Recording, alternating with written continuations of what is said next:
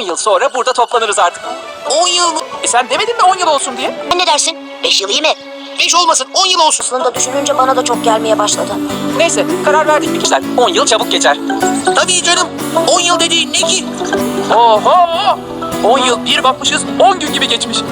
Tariflərdə ilk gələn mən olacağam. Etdiyim sözə sadiq olacağım. Qırxda əlimdə bir dəstə gül, sizi qapıda gözləyəcəm. Söz verirəm ki, bu tariflərdə bir yerdə olacağıq. Gəlmə, sizi çox sevirəm. Şirkətimin açılışında görüşmək ümidi ilə. Gələcəyiniz parlaq olsun. Bizə unudulmaz günlər yaşatdığınız üçün sizə minnətdaram. Deyirəm ki, görüşlərinizə gələcəm.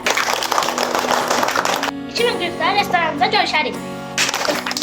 Qadada qızıl medal qazanarkən sizə oradan salam yollayacağam. Mən sizi çox sevirəm. 2030-da görüşənə dək müəllim. Görüşə gələcəm. Görüşənə dək sizi çox sevirəm müəllim. Ama yaxşı nəticə toplayıb ilk müştəri sizə verəcəm.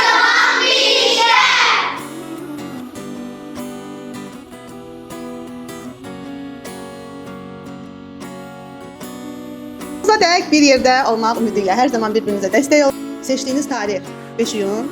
Söz verirsinizmi 5 iyunda siz birlikdə olacaqsınız. 2032-ci il 11-ci sinifdə 5 iyun tarixində yenə sizi gözləyəcəm və imzanızla təsdiq edəcəksiniz ki, biz vəfasız deyilik, biz gəldik görüşə. 2035-ci ildə də sizi gözləyəcəm. 2040, 2045 və bu illər sonsuz olacaq.